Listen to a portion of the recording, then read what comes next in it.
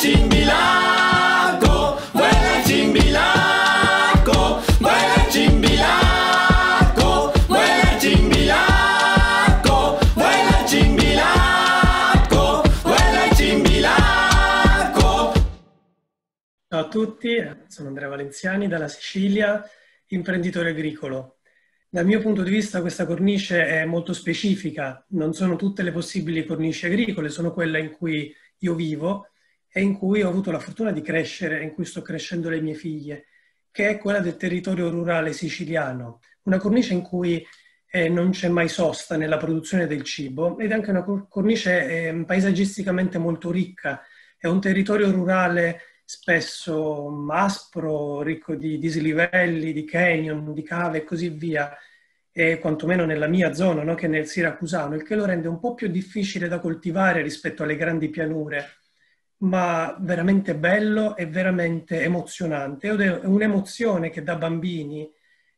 si vive al 100%, perché arrampicarsi sulle rocce, scendere, seguire i sentieri e seguire un percorso in cui si alternano territorio coltivato e territorio selvatico sono avventure incredibili. Anche se ci si muove dentro meno di un ettaro, sembra di esplorare territori infiniti. Ma vedo che le generazioni più giovani, essendosi trasformato completamente il mondo rurale e il mondo della produzione, che si è estremamente professionalizzata nel bene e nel male, ma nel male significa che si è ridotto la dimensione familiare dell'agricoltura e quindi è molto meno facile trovarsi spontaneamente, casualmente, in mezzo al cibo lì dove viene coltivato. Questo significa trovarsi anche meno facilmente in mezzo agli alberi, lungo i sentieri e su una roccia. E dal mio punto di vista, parallelamente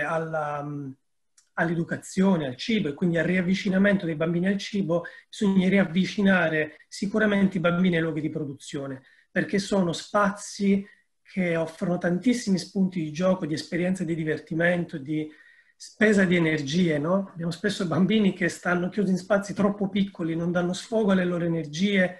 e accumulano, no? Questa energia che non si sa come farla sfogare, spesso poi vengono indirizzati in percorsi educativi finalizzati a riempirli di nozioni o a farli sfogare in maniera mirata, con pochissimo spazio alla spontaneità e alla naturalezza di alcuni processi di apprendimento, perché vorrei dire, un conto è fare educazione alimentare, a scuola mettiamo, è molto importante, ma sono nozioni. Un conto è apprendere spontaneamente il significato e il valore del cibo stando accanto a qualcuno che quel cibo lo sta coltivando, lo sta lavorando, che quindi non impartisce nozioni, fa semplicemente vedere attraverso il proprio operato, la propria esperienza, che quelle cose hanno un valore, hanno un tempo, hanno un percorso. È un modo diverso di apprendere che va accostato a quello di carattere più nozionistico, ma che non può essere rimosso. E allora dobbiamo compensare investendo energie e tempo per riportare i bambini a contatto col cibo. Questo sforzo, questo investimento deve essere fatto dalla comunità educatrice, che include i genitori, include i professori, include le istituzioni, e deve essere fatto con quella parte della comunità che il cibo lo cucina, lo trasforma e lo produce, attraverso progetti strutturati che possono essere facilmente replicati, no? Si possono creare dei modelli e, perché no, quante aziende agricole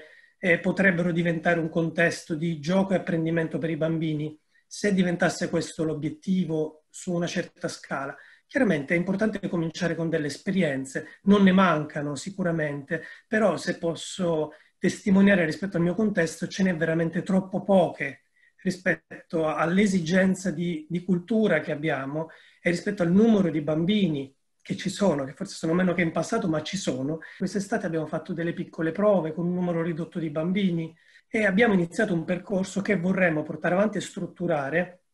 grazie all'aiuto di tutto il sistema, c'è il food, degli esperti. Vorremmo che questa esperienza fosse rivolta sia a attività di dopo scuola, quindi parallele a quelle della scuola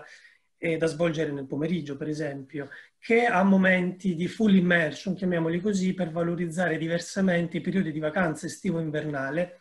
e che fondamentalmente abbia come scopo quello di mettere i bambini accanto a dei modelli, cioè chi coltiva la terra, di far vivere a loro delle esperienze legate alla produzione, alla trasformazione e al consumo poi del cibo.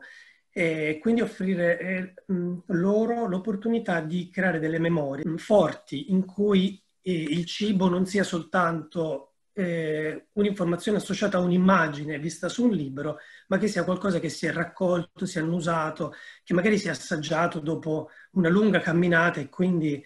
ci ha dissetato, ci ha sfamato e ci ha gratificato, no, per il percorso fatto per andarlo a raccogliere. Vorremmo fare tutto questo e vorremmo che tutto questo in qualche maniera diventasse un modello, un pilota, che possa essere proposto ad altre aziende agricole che abbiano quelle caratteristiche che le rendono idonee, cioè che siano sane, pulite,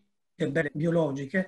e che quanti più luoghi agricoli possibile possano diventare un punto di riferimento per le comunità urbane, dove i bambini possono avere ciò che normalmente ormai non è più accessibile alla portata di tutti, ovvero un contatto diretto e spontaneo e non sporadico ma continuato con la natura e il cibo e tutto quello che vi ruota intorno. Questa è insomma l'idea che abbiamo avuto come applicazione, no, del progetto, e speriamo di essere nelle condizioni di sperimentarla e realizzarla quanto prima. Grazie a tutti dell'ascolto.